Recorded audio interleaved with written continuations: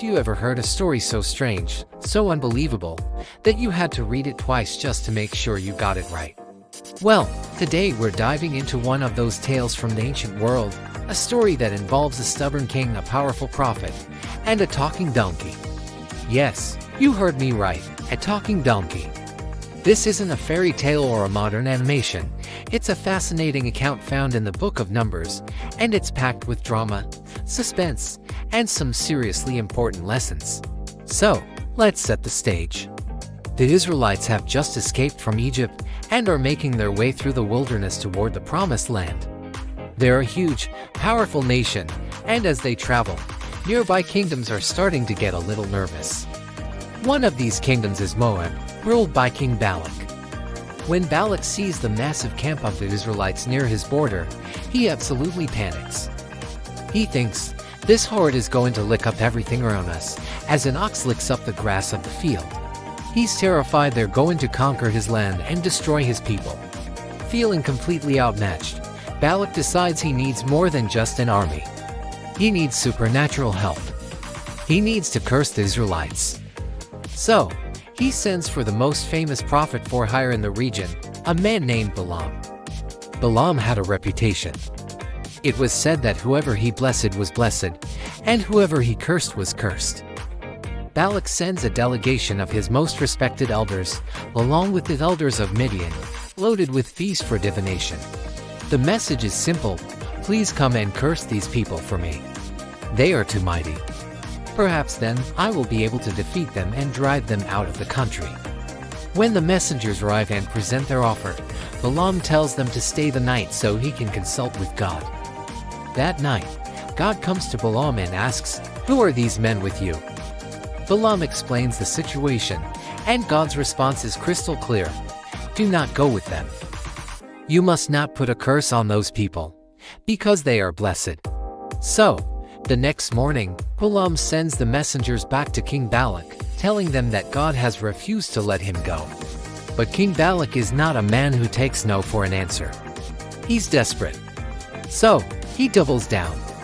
He sends an even larger, more distinguished group of princes with an even better offer. They arrive and tell Balaam. Balak says, "Please let nothing stop you from coming to me. I will reward you richly and do whatever you say. Come and curse these people for me." Now, here's where things get interesting.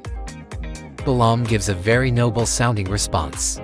He says, "Even if Balak gave me his palace full of silver and gold, I could not do anything, small or great, to go beyond the command of the Lord my God." It sounds good, right?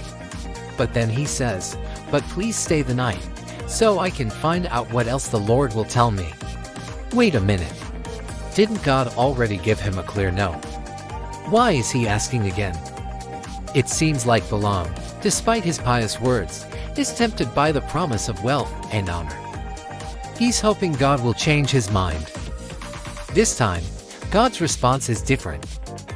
He tells Balaam, "Since these men have come to summon you, go with them, but do only what I tell you."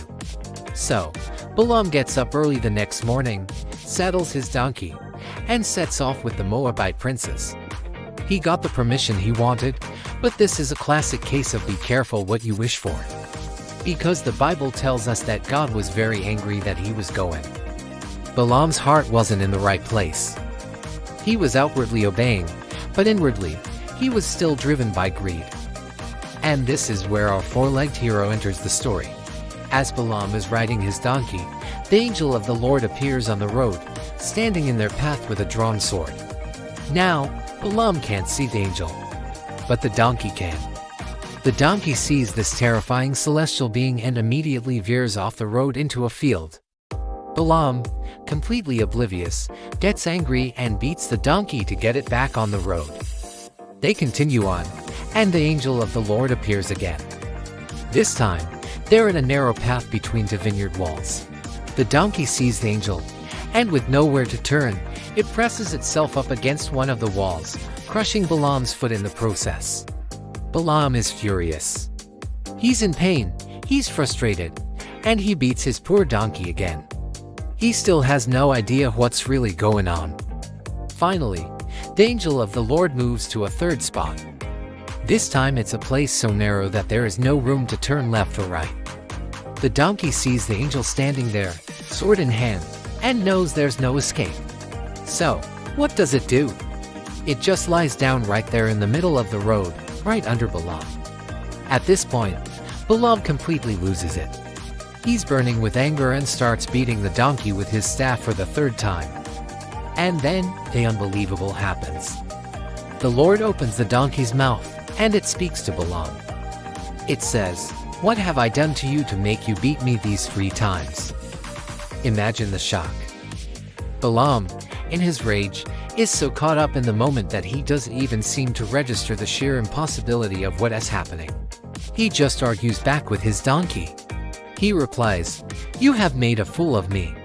If I had a sword in my hand, I would kill you right now." The donkey then makes a very logical point. It says, "Am I not your own donkey, which you have always ridden, to this very day? Have I been in the habit of doing this to you?" And Balaam, perhaps starting to realize how strange this conversation is, has to admit, no. It's at that exact moment that the Lord opens Balaam's eyes. And there, standing in the road, is the angel of the Lord with his drawn sword. Balaam immediately bows low and falls face down on the ground. The angel of the Lord then speaks to him, saying, "Why have you beaten your donkey these 3 times? I have come here to oppose you because your path is a reckless one before me. The donkey saw me and turned away from me these 3 times. If it had not turned away, I would certainly have killed you by now, but I would have spared it." The message is chilling.